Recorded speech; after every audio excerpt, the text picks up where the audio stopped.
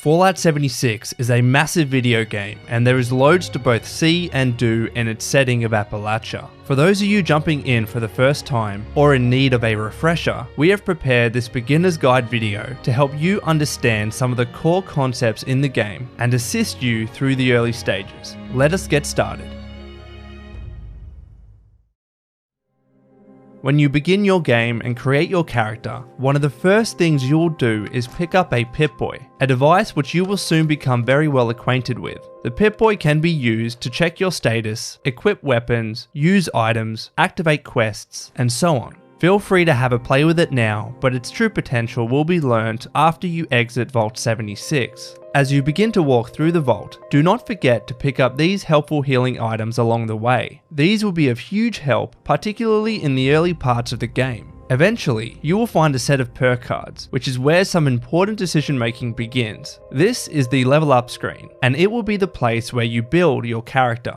The character building system in Fallout 76 is underpinned by two aspects: special attributes and perk cards. Special stands for strength, perception, endurance, charisma, intelligence, agility, and luck. These 7 attributes will define your character in Fallout 76, with each level up allowing you to allocate 1 point to an attribute. You can allocate this point simply by selecting a specific attribute on this screen. We know this might be a lot to digest, but keep in mind that you are not permanently locked into which attributes you are increasing right now thanks to our special loadouts feature. Once you reach level 25 in the game, you will be able to freely reassign your points by using punch card machines at train stations across Appalachia. So, do not stress and simply increase the attributes which you think will serve you best early on. Now we come to perk cards. After selecting a special attribute to increase, you can pick a perk card. Perk cards provide your character with unique benefits and bonuses when equipped, and your ability to equip perk cards will be determined by how you have allocated your special points. For example, if you have a strength of 2, you will be able to equip 2 1-point strength perk cards, or even a single 2-point strength perk card which you have ranked up for increased stats. All your specials start at a minimum of 1 point, so you can start equipping perk cards across all attributes straight away. And remember that you do not have to select a perk card from the special attribute you decide to increase. You can also swap to perk cards designated under other attributes instead. So, pick your first perk card and be sure to equip it.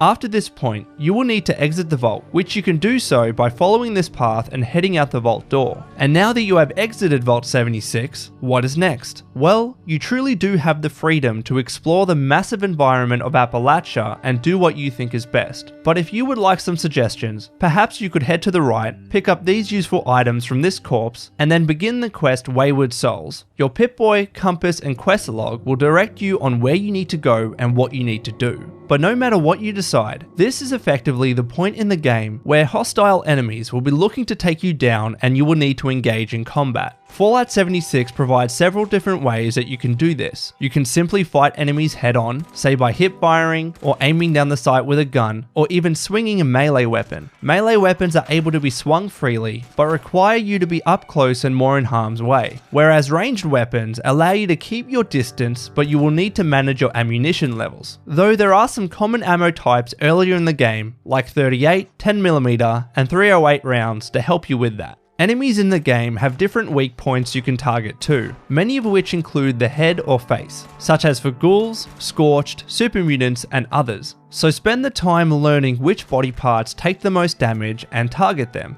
Alternatively, you can make use of the Vault-Tec Assisted Targeting System, or VATS for short. VATS allows you to target and hit specific enemies using action points, and its effectiveness in terms of accuracy and damage can be improved as the game progresses. For instance, when combined with the Concentrated Fire perk card, you can even target specific body parts within VATS. And then we have Sneak. This is a mechanic where if you crouch your character and get a shot on an unsuspecting enemy, you will deal extra damage, which is going to help you both kill enemies faster and conserve your ammo. VATS can also be utilized while sneaking too, so try out all these different styles and see what suits you. This is also where looting becomes extremely important in the game. Whenever you find a new location, you will want to make sure that you are looting for supplies. Whether it is looking for healing items, chems, food, drinks, ammunition, weapons, armor, or otherwise, you want to make sure you are keeping healthy supplies of these items so you do not run into trouble later.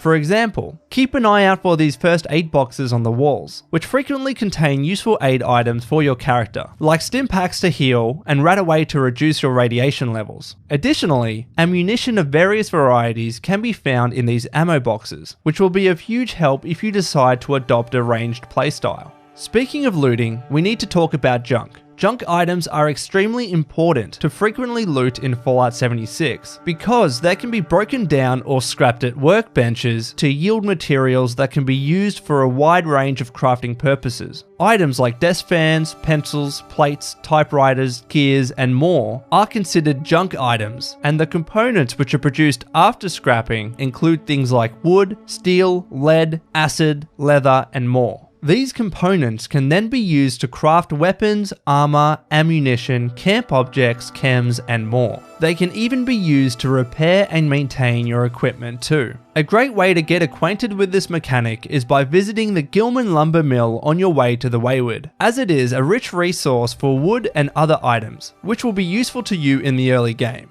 And now with this junk in hand, perhaps what you can try next is visiting the Overseer's camp just next to the Wasteland and start crafting your first items. Use the armor workbench to craft armor for added protection. The leather chest piece is a good piece of armor to start off with. Then, swap to the weapon workbench to craft another weapon if you need it. But this is not the only thing that workbenches can be used for. If you have any spare or duplicate weapons at this stage, go ahead and select the scrap option instead when facing a workbench. This menu will allow you to scrap items that you do not need anymore. Not only will this produce components which you can use for crafting later and help relieve your carry weight for future looting, but crucially, when scrapping weapons and armor pieces, you will begin to learn plans for modifications of those items. You can see the mods you are learning by looking at the top left hand corner of your screen. Then what you can do is select modify when using, say, a weapons workbench, and begin modifying your guns with things like scopes, barrels, magazines, and more to give your weapons improved stats.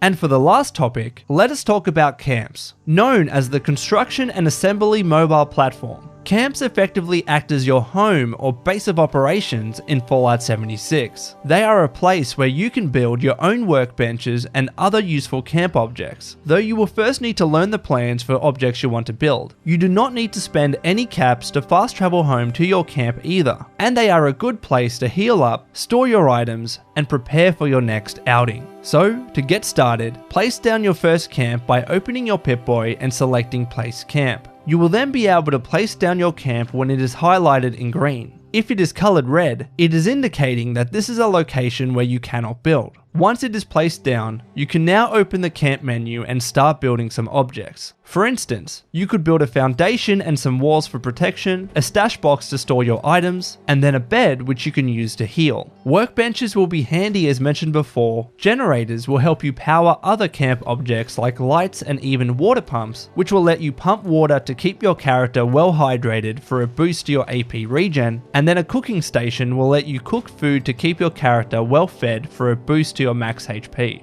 And now, it is off to you. We hope that this video helped you get started in the game. Please enjoy your first experience of Fallout 76, and until next time, ad Victoriam.